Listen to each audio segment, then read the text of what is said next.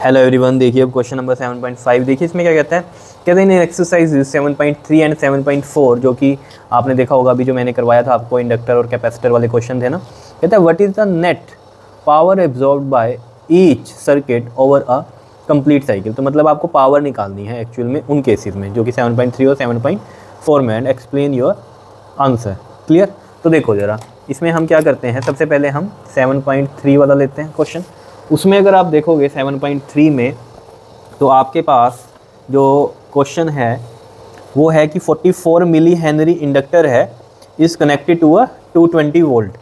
ठीक है, तो इंडक्टर है यानी कि एल इंडक्टेंस दी हुई है उसकी 44 मिली हेनरी की और कनेक्टेड है वो 220 वोल्ट से, तो उसकी VRMS दी हुई है और फ्रीक्वेंसी दी हुई है उसकी 50 हर्ट्ज़। तो जो पिछला क्वेश्चन था 7.3 यानी कि 7.4 से पहले वाला, उसमें अगर आप ध्यान दोगे तो जो determine the RMS value of the current निकालनी थी, IRMS निकालना था, वो मैंने आपको बताया था कि कैसे निकालते हैं। लेकिन इस केस में क्या है, हमें पावर निकालनी है। तो पावर का फॉर्मूला क्या होता है, VI cos phi, और यहाँ पर ये RMS होता है और ये भी RMS होता है। अगर आपने याद होगा कि अगर जब हमने ड्राइव किया था तब यहाँ ERMS और IRMS किया था, तो E की जगह V लिख दिया, कोई दिक्कत वाली बात नहीं है, वोल्टेज ही है। ठीक है, क्लियर?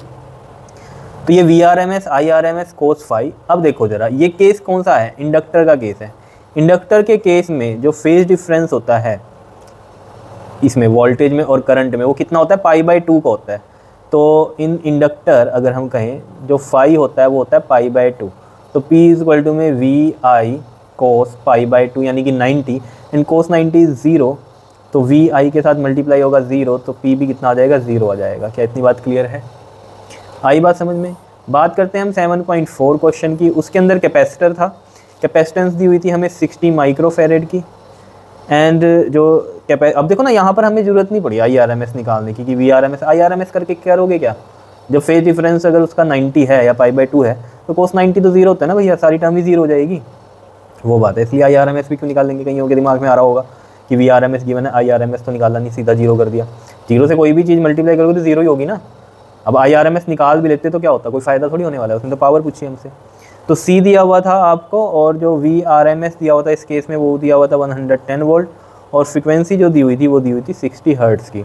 तो उस केस में आपको RMS करंट ही निकालना था 7.4 में भी, लेकिन यहाँ पावर एब्जॉर्ब निकालनी है तो VI cos phi। ठीक है, फॉर्मूला तो यही होता है।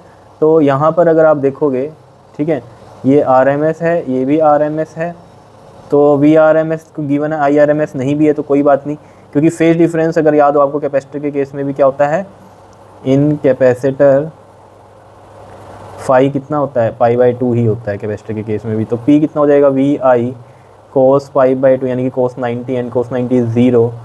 देन यहाँ पर भी P कितना हो जाएगा, 0 हो जाएगा, यानी कि पावर एब्जॉर्ब्ड कितनी हो गई, दोनों के केस में ही 0 है। क्या इतनी बात क्लियर है या नहीं है बताओ? सिंपल था क्वेश्चन, क्लियर?